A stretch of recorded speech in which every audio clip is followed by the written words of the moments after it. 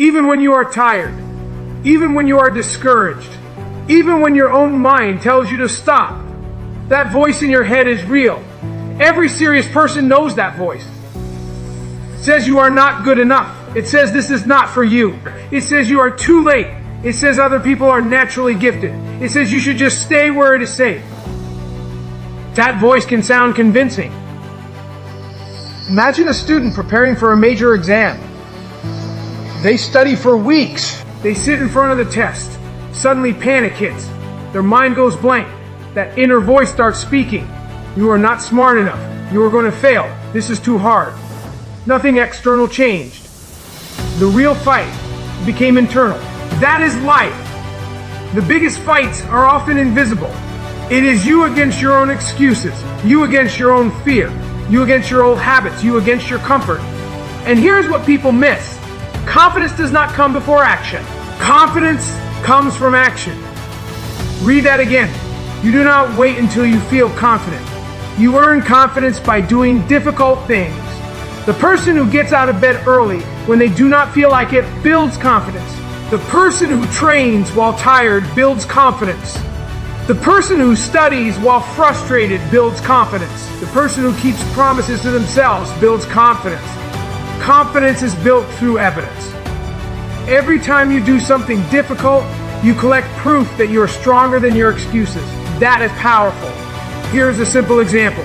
Imagine someone who wants to get fit. Right now they feel weak, tired, and overwhelmed. They think they need motivation first. They think they need to feel ready first. But one morning they force themselves to walk for 20 minutes. It feels awful. They are tired, their body resists, their mind complains. But after that walk, something changes. Not their body overnight, not their life overnight, but their belief. They prove to themselves they can act even when they do not feel like it. That changes everything. Now let us talk about excuses. Most excuses sound intelligent. That is what makes them dangerous. People say, I would train if I had more time. I would build a business if I had more money. I would study more if life was less stressful. Or I would start if things were easier. But often those excuses hide one uncomfortable truth. They are avoiding discomfort. Everyone wants results. Few want the process. Everyone wants success. Few want sacrifice. Everyone wants the outcome. Few want the pain required to earn it. That is reality. There is no shortcut around hard work, no magic app, no secret formula, no miracle strategy. You still have to do the work. You can get advice from incredible people. You can learn from experts. You can watch inspiring content. But nobody can do your work for you. Nobody can wake up for you. Nobody can train for you. Nobody can study for you. Nobody can fix your habits for you. At some point, it becomes personal. You must decide what you actually want, not what sounds nice, not what looks good online. What do you truly want? Because if your desire is weak, excuses will win. That is why honesty matters. A lot of people never change because they refuse to tell themselves the truth. They keep pretending everything is fine. I am okay. I am trying. I am doing enough. Maybe, maybe not. But deep down, most people know. They know when they are underperforming. They know when they are hiding. They know when they are settling.